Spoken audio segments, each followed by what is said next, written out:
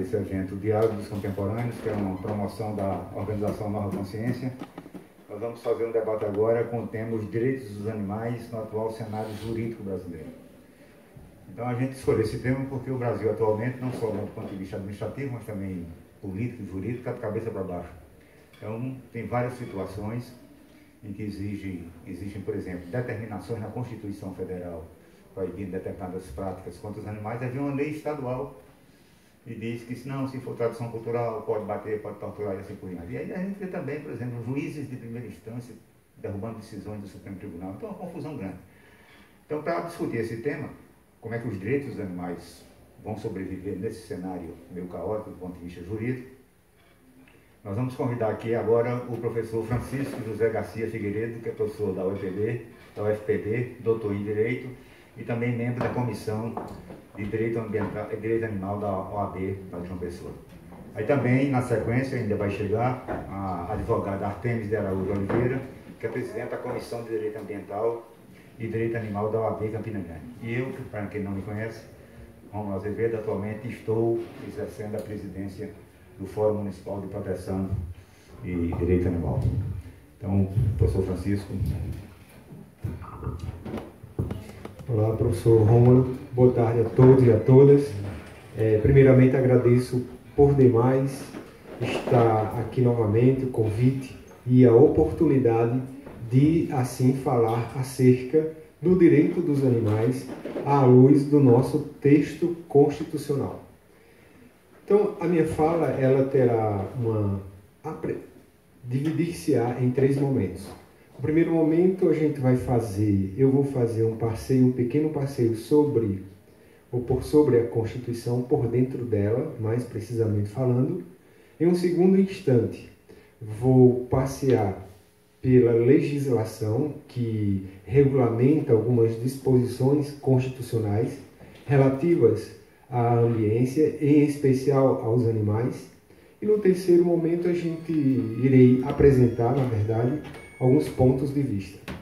Pois bem, o nosso legislador constituinte originário, que é aquele que fez o texto constitucional, que é aquele que fez nascer o novo Estado jurídico, denominado de República Federativa do Brasil, em 5 de outubro de 1988, escolheu vários fundamentos a basear o Estado de Direito escrito que naquela oportunidade era criado. Eu falo, nesta oportunidade, do artigo 1º de nossa Constituição, o artigo 1º que trata dos fundamentos republicanos. E por se tratar de fundamentos republicanos e por se tratar de inauguração de um novo Estado jurídico, o nosso legislador podia escolher quaisquer fundamentos a fazerem valer aquele Estado que ora era criado. Mas, naquela reunião assemblear havida em 5 de outubro de 1988, ele escolheu, dentre os vários fundamentos republicanos, a dignidade da pessoa humana como tal, isto é, como fundamento da República Federativa do Brasil. Escolher a dignidade da pessoa humana como fundamento do Estado que ora era inaugurado, que ora era criado, é dizer que a opção do legislador foi por trazer uma Constituição antropocêntrica, isto é, uma Constituição onde as suas determinações iriam ser todas direcionadas ao ser humano e não ao ser vivo, mas sim, enfatize-se, ao ser humano. Isso quer dizer que todos os 250 artigos, professor Romulo, que compõem a Constituição e os 114 que compõem o ADCT, o Ato das Disposições Constitucionais Transitórias, tem como desiderato maior, tem como objetivo maior fazer valer a dignidade da pessoa humana. Dizendo de outro modo, todas as regras, todos os princípios, todas as normas postas em nossa Constituição foram desenhadas, idealizadas, raciocinadas para que a dignidade da pessoa humana, então, valesse no tempo e no espaço. Sob esse norte, o nosso legislador constituinte originário, que é aquele que fez a Constituição em 5 de outubro de 88, repita-se, pensou assim: o que é que eu já devo deixar aqui escrito neste documento de tamanha monta para que dignidade da pessoa humana, valha no tempo e no espaço? Então, o que nós, enquanto formadores do novo Estado jurídico, devemos já deixar escrito, positivado, a fim de que a dignidade da pessoa humana não fique apenas em abstrato, mas ela concretize-se no tempo e no espaço? Foi para responder a essa indagação que o nosso legislador constituinte originário escreveu, no artigo 5º, o rol de direitos e garantias fundamentais. Então, aqueles 78 incisos que compõem o artigo 5º, estabelecendo o direito à vida como direito inviolável, estabelecendo o direito à liberdade de expressão, estabelecendo o direito de ir e de vir, enfim, toda aquela relação de direitos concentrados no artigo 5º, foram pensados e postos naquele texto, no texto constitucional, para que a dignidade da pessoa humana, então, valesse no tempo e no espaço.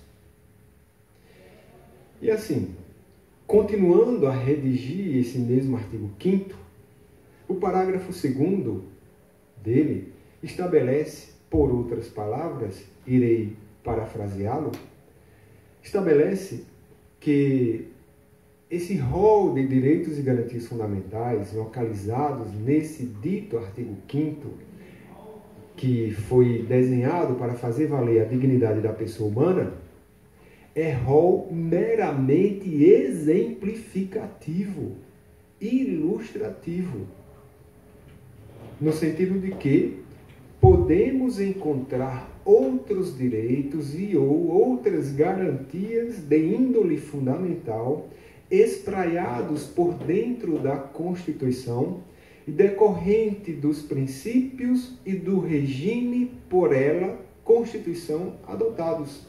Então, esses outros direitos e ou essas outras garantias fundamentais que podem estar deslocadas do artigo 5º de nossa Constituição podem fazer-se presentes por ordem mesma do parágrafo 2º do artigo 5º, de maneira explícita e de maneira também implícita, decorrente da sistemática constitucional.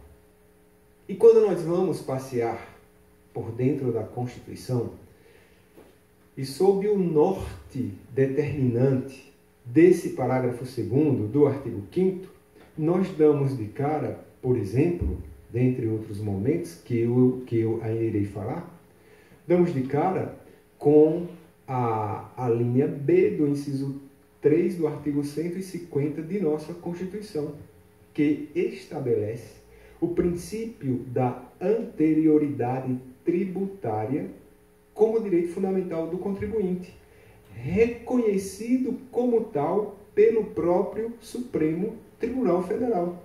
Então, o Supremo Tribunal Federal, instado a resolver acerca da anterioridade tributária, esse princípio garante que todo tributo, todo imposto, melhor dizendo, que for criado em um exercício financeiro, somente poderá ser cobrado pelo ente tributante no exercício financeiro seguinte, ressalvadas, obviamente, as exceções postas na própria Constituição. Então, esse princípio, questionado junto ao STF, se ele poderia ser flexibilizado para além do que já flexibilizava a própria Constituição, o STF entendeu que ali se encontrava um direito fundamental do contribuinte, com fulcro, com fundamento no parágrafo 2º do artigo 5º, que deixa muito claro, tal parágrafo 2º, que os direitos e garantias fundamentais, ali do artigo 5º, são exemplificativos e que eles podem ser encontrados em outro instante de nossa Constituição. Pacificou-se esse entendimento. Então, o que dizer do artigo 225 de nossa Constituição, sob o olhar desse parágrafo 2º do artigo 5º? O que dizer desse artigo 225, que estabelece o direito ao meio ambiente ecologicamente equilibrado? O artigo 225 de nossa Constituição estabelece a seguinte determinação: todos, eu falei todos, não cabe nenhuma exceção, têm direito ao meio ambiente ecologicamente equilibrado, bem de uso comum do povo e essencial à sadia qualidade de vida, impondo-se ao poder público e à coletividade, que somos nós, o dever de defendê-lo e preservá-lo para as presentes e futuras gerações.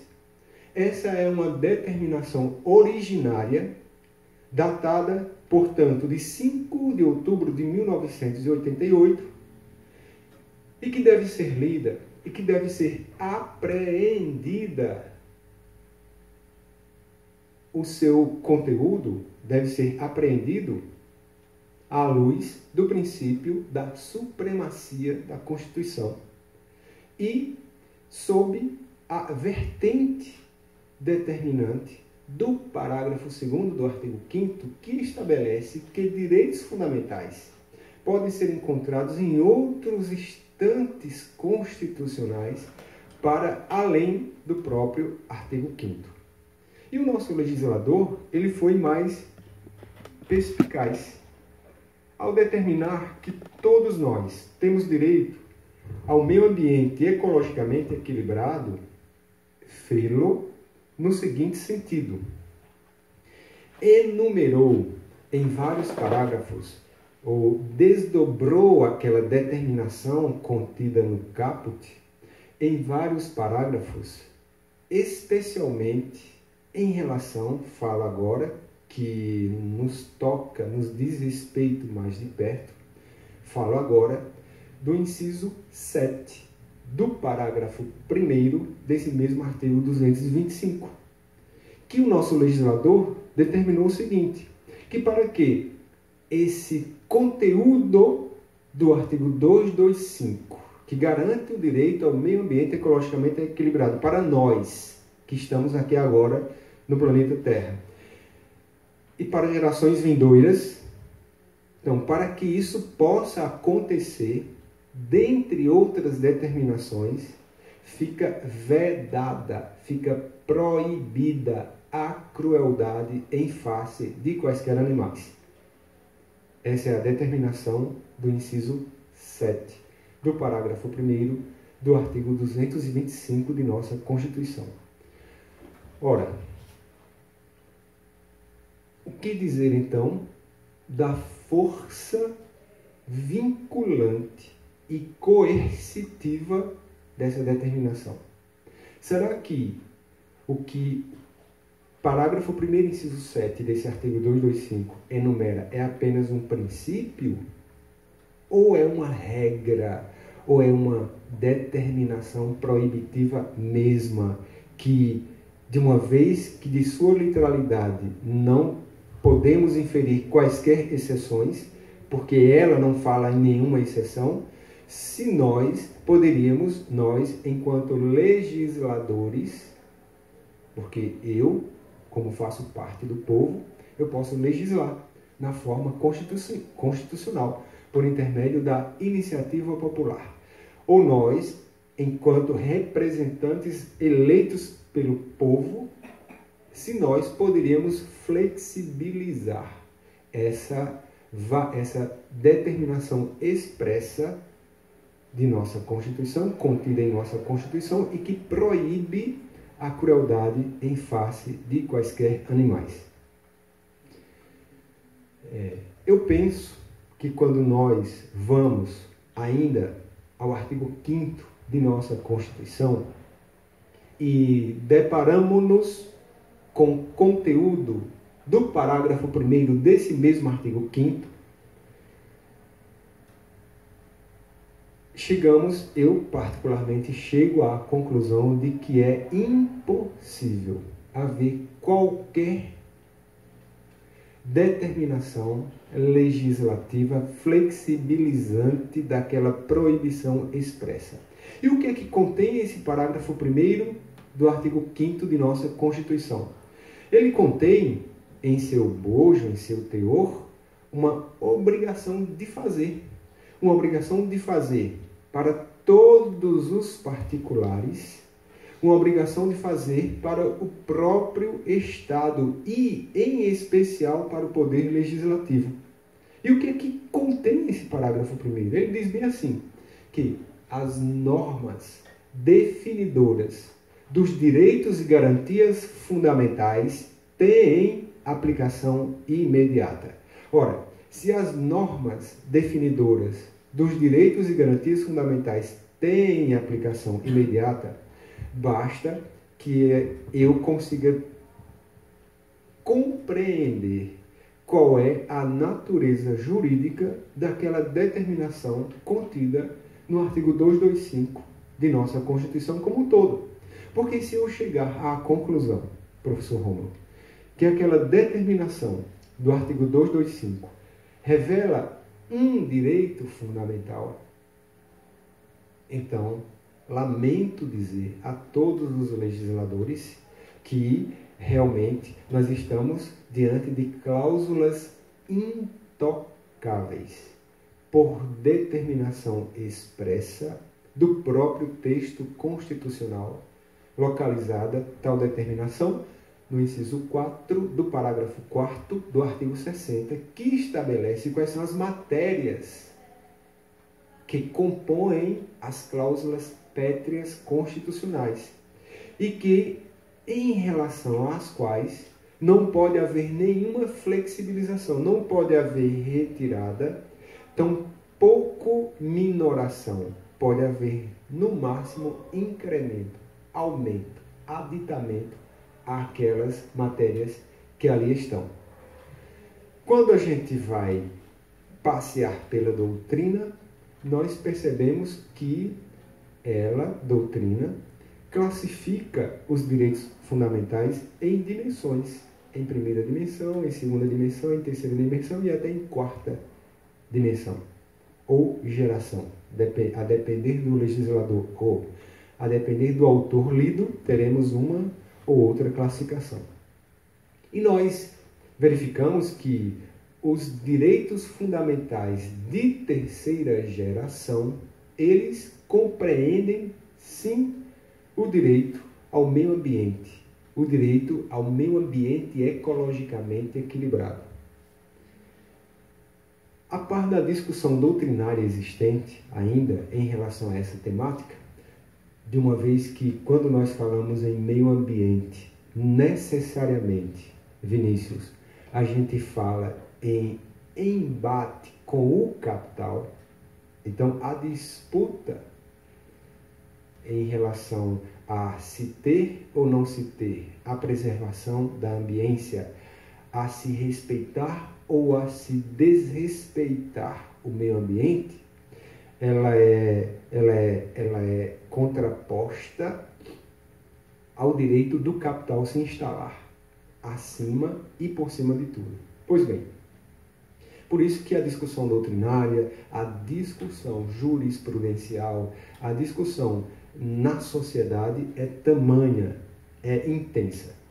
Mas, a par dessa discussão doutrinária em especial, nós temos que alguns autores trazem a natureza jurídica do direito ao meio ambiente como sendo uma natureza jurídica, em certa medida, sui generis. Por quê?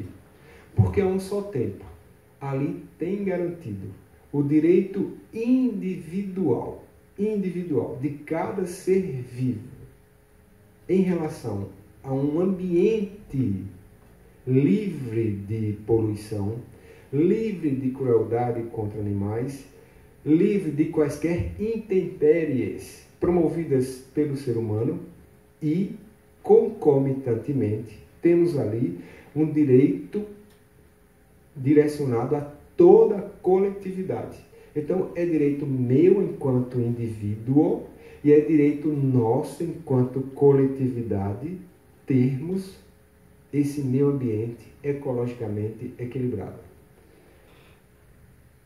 Foi mais ou menos na literalidade, mais ou menos assim que o STF entendeu em 6 de outubro de 2016 acerca da inconstitucionalidade da Lei da Vaquejada do Estado do Ceará na ADI 4983.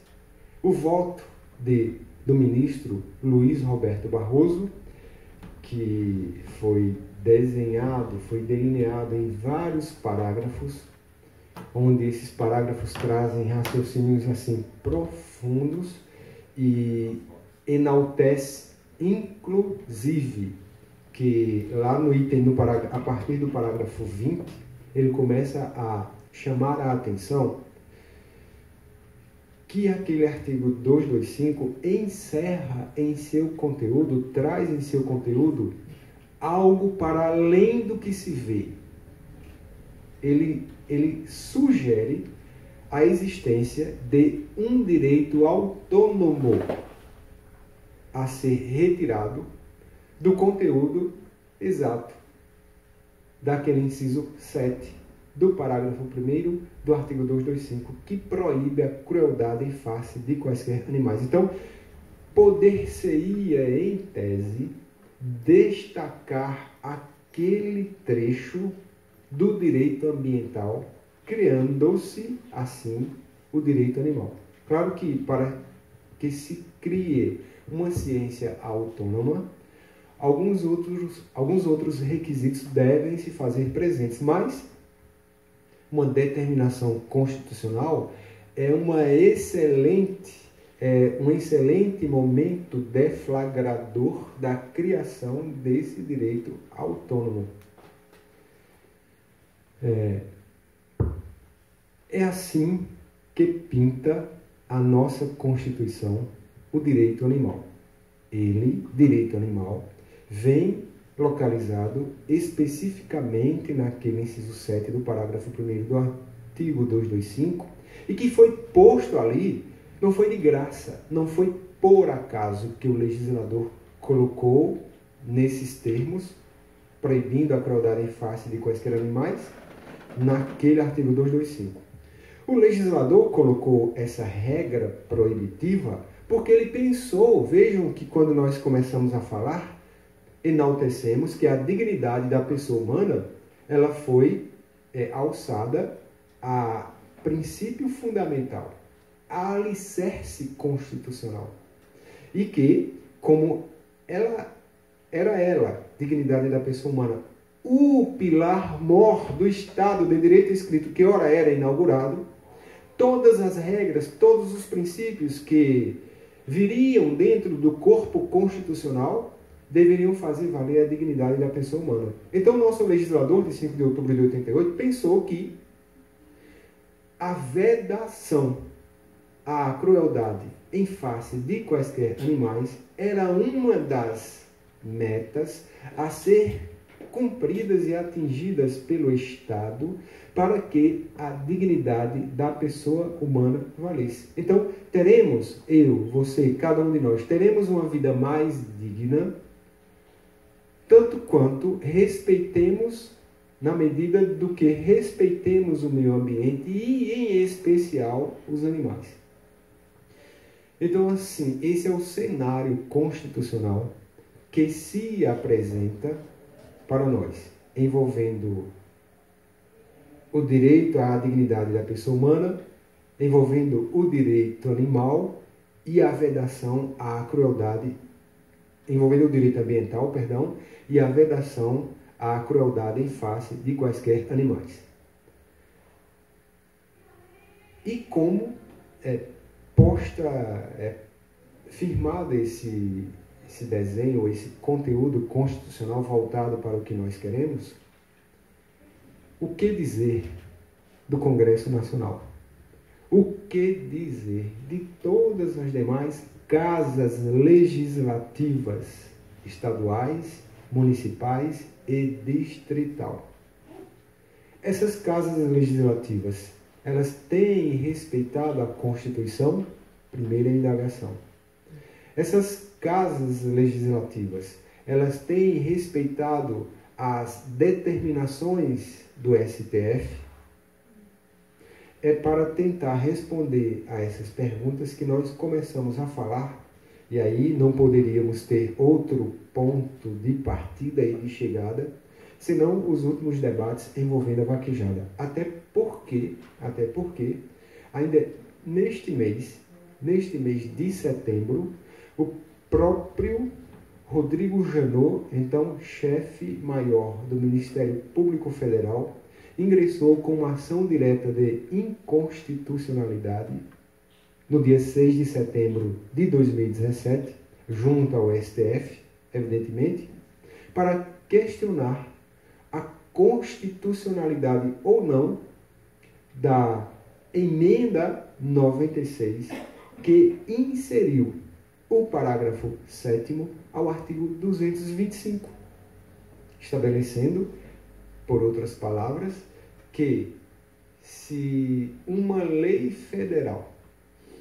estabelecer que determinada prática esportiva, estou parafraseando, que determinada prática esportiva reveladora de atividade ou de entretenimento humano é patrimônio imaterial cultural, essa prática ela fica excepcionada daquela proibição que veda a crueldade em face de quaisquer animais. Como se uma lei, uma determinação, umas palavrinhas postas tivessem o condão, tivessem a magia de arrancar a dor e o sofrimento de uma vida.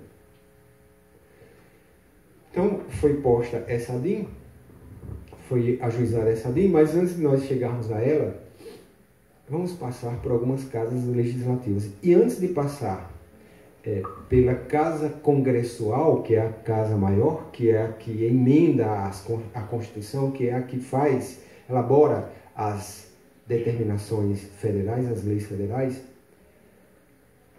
lá nos idos de 2015, nos idos que não estão tão idos, que foram ontem praticamente, não é assim?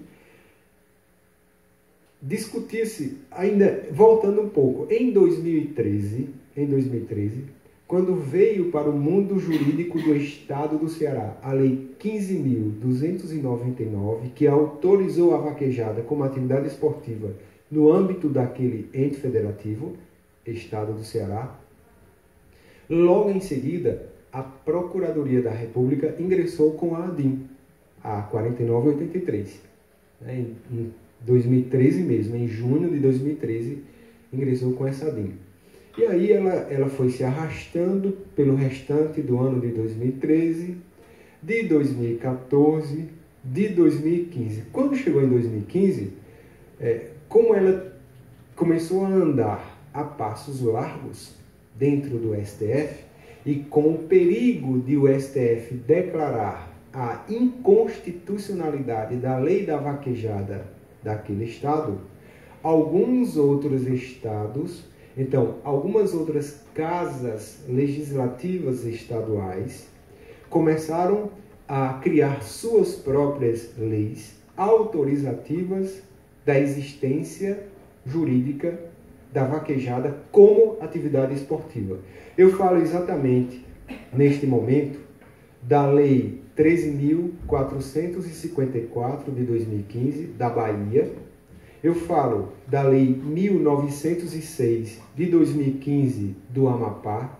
E eu falo da Lei 10.428, também de 2015, de autoria do deputado Doda de Tião, daqui da Paraíba. Todas essas leis, Bahia, Amapá e Paraíba, autorizaram expressamente a vaquejada enquanto atividade esportiva. Justamente essa movimentação nessas casas, nessas assembleias legislativas, deu-se porque estava na iminência de o STF declarar a inconstitucionalidade da lei da vaquejada do Estado do Ceará.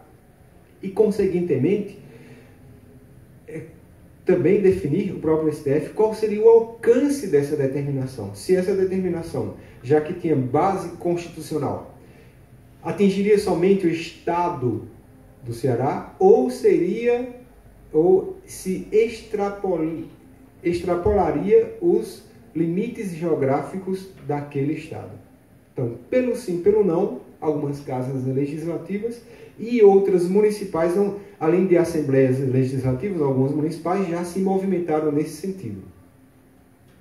E aí, em 2016, houve realmente, de fato, aquilo que esses legisladores estaduais já esperavam. O STF declarou a inconstitucionalidade da lei da vaquejada do Estado do Ceará, com base naquela determinação da Constituição que veda a crueldade em face de quaisquer animais, e assim, por outras palavras, proibiu, rasamente falando, proibiu a vaquejada no âmbito do Estado do Ceará, porque essa decisão, lamentavelmente, e aí é uma interpretação política, não é o que determina a expressa literalidade da Constituição, quando estabelece os efeitos de uma decisão do STF em ADI, ação direta de inconstitucionalidade, porque o parágrafo 2º do artigo 102 de nossa Constituição dá um efeito muito mais alargado a uma decisão do STF em ADI do que o STF deu a essa decisão lá do Ceará. Na verdade, o parágrafo 2º do artigo 102 estabelece que quando o STF decide que determinada norma ela é inconstitucional, com base em ditames contidos na Constituição, essa decisão ela é oponível a todos temos que respeitar. Ademais, ela vincula todo o poder judiciário e toda a administração pública, direta e indireta, em todas as esferas, federal, estadual, municipal e distrital. Mas não foi esse o alcance dessa determinação dado pelo STF. Mingou para o próprio Estado do Ceará. Pois bem, algumas associações e ou representantes de ONGs e o próprio Ministério Público Estadual fizeram representações junto à Procuradoria da República. Nós, em João Pessoa, por exemplo, fizemos uma representação junto à Procuradoria da República em relação à lei da vaquejada do Estado do Ceará, representação essa que propugnava pela declaração pelo Ministério Público Federal da inconstitucionalidade da lei da vaquejada do Estado da Paraíba, a 10.428. Nesse mesmo passo, o Ministério Público Estadual da Bahia também apresentou essa representação junto ao MPF e também do Estado do Amapá. Com isso, no dia 1º de junho de 2017, o nosso Rodrigo Janot, nosso representante do Ministério Público Federal, ajuizou as 3 ADIs, ações diretas de inconstitucionalidade. A ADI 5710, que discute a lei da Bahia, cuja relatoria caiu nas mãos de Luiz Roberto Barroso, que foi quem proferiu o melhor voto, no sentido de ter sido o voto mais detalhado, mais cuidadoso, mais esmerado, as outras duas ADIs, envolvendo a Lei do Amapá e a Lei da Paraíba, caíram nas mãos do ministro Marco Aurélio, que foi o relator da ADI do Estado do Ceará. Então, assim, essas 3 leis estão em boas mãos. Mesmo o voto de Marco Aurélio tendo sido um tanto quanto raso, se comparado à profundidade do voto do ministro Luiz Roberto Barroso, mas, pelo menos, esses dois têm o mesmo entendimento, de que não pode haver nenhuma vedação, aliás, não pode haver nenhuma autorização legislativa ou mesmo municipal, por intermédio de um alvará, para funcionamento de festas que têm como objeto de entretenimento humano os animais, especialmente a vaquejada, porque é íncito, é inerente, está escrito no voto de Luiz Roberto Barroso, é inerente, é intrínseco, quer dizer, faz parte, não tem como se apartar, é intrínseco à vaquejada a crueldade, o desgaste, a dor e o sofrimento a que são submetidos os animais que dela, vaquejada, participam. Pois bem, vieram essas 3 ADIs agora, essas 3 ADIs envolvendo essas 3 leis estaduais, além da ADI 5728 de 13 de junho de 2017, agora ajuizada junto ao STF pelo Fórum Nacional de Proteção e Defesa Animal, discutindo a constitucionalidade ou não da emenda 96, que permitiu que, inserindo o parágrafo 7º, artigo 225, autoriza praticamente toda e qualquer representação ou representatividade de expressão cultural e imaterial que envolva animais. Imaginem só. Aí essa ONG ingressou com essa ADI e agora, no dia 6 de setembro, o Procurador-Geral da República também entrou com a ADI, que é a 5772, que caiu nas mãos de Luiz Roberto Barroso. Então, é Barroso que vai resolver a ADI impetrada pelo Ministério Público Federal, discutindo a inconstitucionalidade ou constitucionalidade da emenda 96 de 2017. Aí o que dizer, professor Rômulo, do comportamento dos nossos legisladores frente às determinações do STF? Porque quando o STF decide algo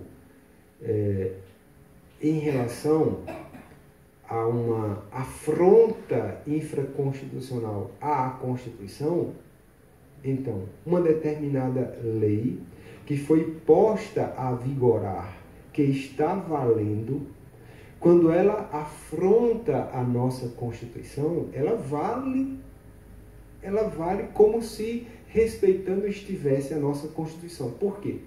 Porque o nosso ordenamento jurídico ele é regido por vários princípios, dentre eles o princípio da presunção de constitucionalidade de todas as leis que são postas a viger.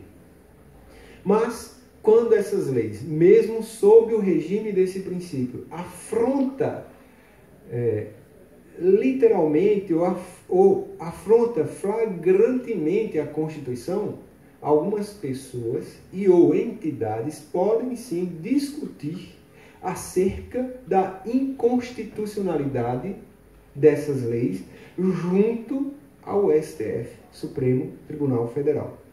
E foi exatamente ele, Supremo Tribunal Federal, que recebeu a atribuição competencial dada pelo legislador constituinte para resolver em única instância, em última instância, melhor dizendo, acerca da validade ou da invalidade das normas que são postas a vigorar em nosso ordenamento jurídico. Isso quer dizer o quê? Que quando o STF decide que é constitucional ou que não é constitucional, nós devemos respeitar.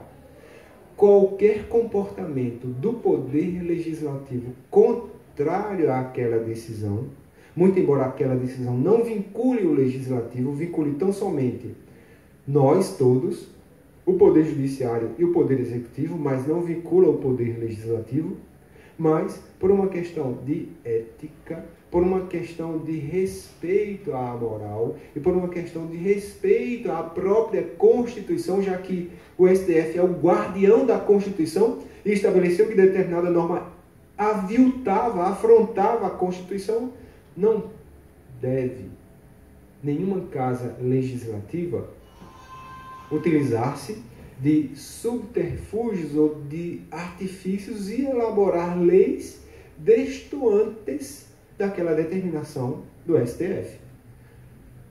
Porque, se isso acontece, claro que, muito provavelmente, aquela legislação, ora fabricada, será rediscutida, ou será discutida, já que é uma legislação nova, mas será rediscutida no sentido de que aquele assunto voltará sob os mesmos moldes para o STF, para discussão acerca de sua validade ou não. E o Congresso Nacional, olha só, a determinação do STF em relação à inconstitucionalidade da lei da vaquejada do Estado do Ceará deu-se em 6 de outubro de 2016. 6 de outubro de 2016. Quando foi? No dia 29 de novembro, então 6 de outubro, 6 de novembro, 29 de novembro. Menos de 2 meses, o Congresso Nacional já tinha se reunido, já tinha recebido um projeto de lei, já tinha se reunido, votado em ambas as casas e aprovada a Lei 13.364, que estabelece que a vaquejada, o rodeio, a pega do boi ou qualquer outra expressão cultural nacional imaterial que tenha como objeto o animal envolvido em atividade esportiva é sim expressão cultural nacional e patrimônio imaterial também nacional. Por que que o legislador, olha só, tantos assuntos, mas tantos assuntos relevantes para que a Casa Congressual lance mão de suas prerrogativas, de suas atribuições e legisle acerca da educação, e legisle acerca da segurança, e legisle acerca da anticorrupção, da saúde, e simplesmente pararam, e em menos de 2 meses, numa tramitação meteórica, foi apresentado o projeto de lei, foi votado e aprovado, erigindo a vaquejada, rodeio e qualquer outra manifestação que envolva os animais, sejam essas manifestações caracterizadas como expressão cultural nacional e patrimônio imaterial também nacional. Por que que essa lei federal veio ao mundo jurídico? Porque concomitante a ela também já tramitava em regime meteórico, porque nunca se viu uma PEC, uma proposta de emenda à Constituição, tramitada de modo tão rápido em toda a história do Congresso Nacional, como foi a emenda 96. Então, qual a razão de existir dessa lei federal? Porque essa PEC já tramitava concomitante à lei e essa PEC inseria na Constituição o parágrafo 7º, ao artigo 225, e estabelecendo o seguinte, por outras palavras, que se uma lei federal estabelecer que determinada prática envolvendo os animais atividade, expressão cultural e imaterial nacional, faz parte do patrimônio imaterial nacional, então aquelas atividades ficam afastadas da proibição incerta na própria Constituição. E quando a PEC transformou-se em emenda, que é a emenda 96, de 7 de junho de 2017, já existia a lei federal e, consequentemente, autorizada a vaquejada, autorizado o rodeio, autorizada a pega de boi ou qualquer outro nome que queira se dar aos maus tratos categóricos a animais. Então, um comportamento de uma casa legislativa que merece o nosso respeito, como é a Casa Congressual, então, um comportamento dessa magnitude revela-nos o desinteresse por parte de nossos legisladores para nos representar. O interesse dos legisladores atuais, como bem canta a mídia, é um interesse exclusivamente pessoal. É um interesse onde a coletividade sequer é mencionada. Então, uma crise ética, uma crise política, no sentido de desvirtuamento dos valores humanos, permeia praticamente todas as casas legislativas de nosso Estado brasileiro e, em especial, o Congresso Nacional. Então, assim, como o Congresso Nacional ele vem tomando medidas atrozes em relação às determinações constitucionais, cabe ao Ministério Público, cabe às ONGs ou entidades de proteção animal, cabe a nós, enquanto cidadãos e cidadãs, brasileiros e brasileiras, ingressarmos com as medidas processuais adequadas para fazer valer o que determina a Constituição. Como os poderes eles são independentes, eles devem funcionar harmonicamente, mas são independentes, na forma do artigo 2º de nossa Constituição, o Legislativo ele pode